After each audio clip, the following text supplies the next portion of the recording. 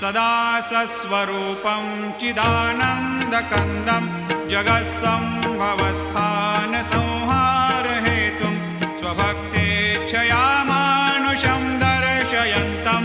नमामीश्वरं सद्गुरुं साईनाथं भवद्वान्तविद्वांसमार्तण्डमीड्यं मनोवागतीतं मुनिर्ध्यानगम्यं जगद्व्यापकं निर्मलं निर्गुणत्वां नमामीश्वरं सद्गुरुं